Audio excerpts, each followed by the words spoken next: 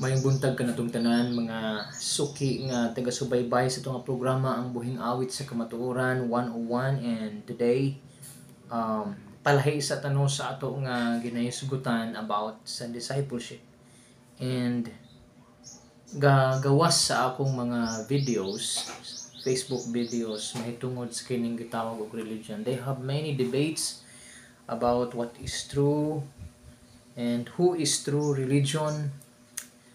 Well, anyway, atong pagalantaon karon, no, and sa mubo nga panahon I will give my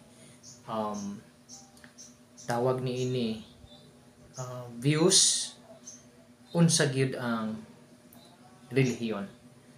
Well, anyway, wala man gyoy relihiyon nga makaluwas. That's the main point. Walay relihiyon makaluwas. Klarohon nato na dunay dunay mga church leaders, dunay mga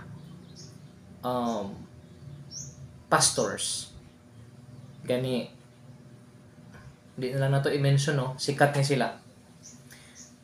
Ang isa niingon siya nga pinaagi sa ilahang relihiyon malangit sila. Ang isa pod miingon nga nahimo nga tool ang relihiyon para makasaka ka sa langit, kay kitagaan og susi sila sa yawi paingon sa langit. Dili na to na siya debatihon, no, tungod kay dili man gyud ipagdebate ang pulong sa Ginoo. Muhatag lang ko sa inyo og idea, kung galantaw mo niini, at least na mo idea. And please, home na ni siya nga video. Ang word nga religion sa dictionary, it is a personal set of institutionalized system of religious attitudes, belief, and practices. The service and worship of God or the supernatural, commitment or devotion to religious faith and observance. Sa ato nga ginalantaw, sumaoni ang research nato, no, sa internet about sa relihiyon nga nanggawas. Dunay Christianity, kining Latin Cross, dunay Judaism, Menorah, dunay Taoism or Daoism, Yin and Yang. So mauni sila, kung makita ninyo ni. And then naa ang kining Judaism, Star of David. And then next naa po diha ang Islam, kani Islam ni siya. And then naa po dinhi ang Wicca, pentagram. Sunod ang Christianity, Orthodox Cross. Ang Jainism, Amsahand. And then next, kaya yun Baha'i Faith, 9-pointed star. Buddhism, Wheel of Dharma. And then next, Christianity, kaning isda nga sign, Christianity Ichthos. And then Sikhism, Christianity Cairo, kani siya, kita na to ni. And then Pacifism, peace symbol. And then Hinduism, Pranava. So mo ni sila ang gagawas, no, mga sign, symbol of religious or kining gitawag og religion. Now, for short,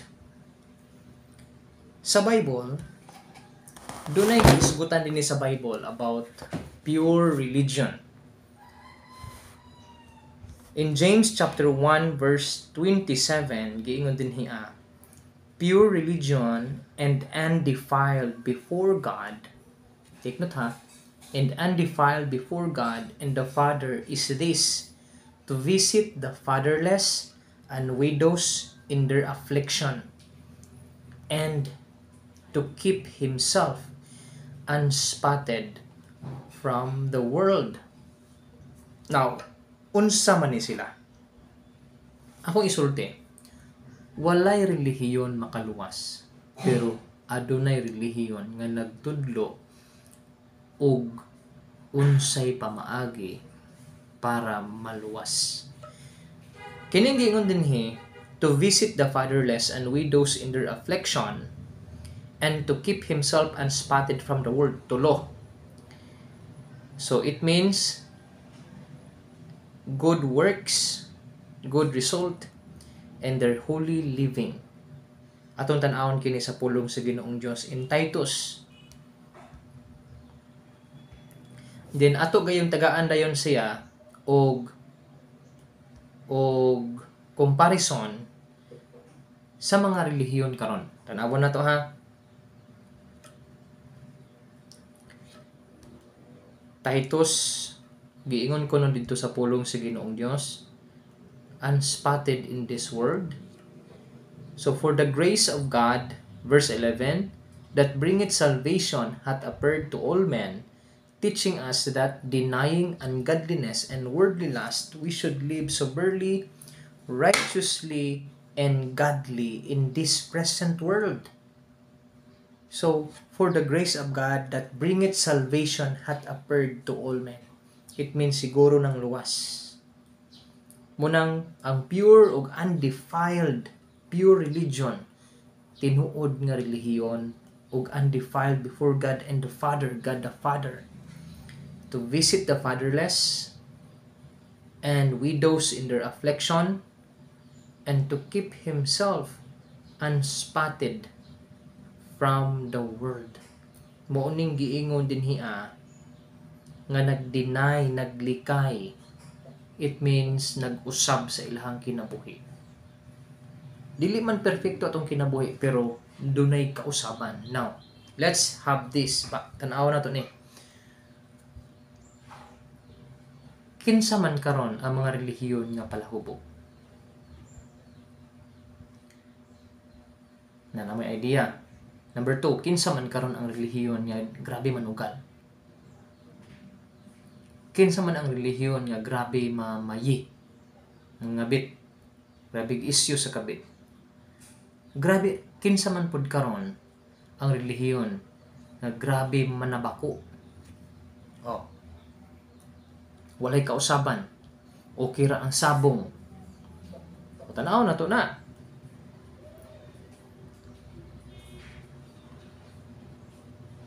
Asa man ang giingon diha be nga ang pure religion wala lang ni basaha. Ginabasa nila ni sa mga leader nga mga sikat nga tag 1 million na ang follower. Ako ha, wala ko nagkuan og mga follower, wala ko nang hugot og mga follower. Wala ko nanginhanglan ana. Gani kung gusto nako ni siya kining vlog, kining akong gihimo dinhi sa social media. Kung gusto nako ang mga kwarta ko, pwede ta nako ni magpa-post ko, mubayad ko, mudaghan akong subscriber, muunsa pa na diha or paninduton nako ang akong vlog, akong edit, pero wala ko ga edit ani. Kung makita ninyo akong vlog, simple lang tungod kay gi-present ra nako ang kamatuoran. No need na nako i-edit kay wala ko nangita og ma-please sa tao. Ma-please sa kadaghanan. Ang ako lang ma-please ang Ginoo. Tinuod wala na ko ga edit. Tanawan ng ubang vlog, i-compare sa ako. Well, anyway, kay bawo ko mo edit. Pero wala ko na igamit. Wala nila basaha, padayon din hiya ang giingon. And to keep himself unspotted from the world. Which is very important. It means, ga-maintain sa kausaban. Kay pagkahuman sa kaluwasan, may kausaban. Ang tinuod nga relihiyon, sigurong luwas, ug sigurong nausab. Kaluwasan, siguro sa kaluwasan, ug siguro sa kausaban. God bless. Hinauta. Na kini, daghan tong atong ipangisgutan ng mga relihiyon ganina.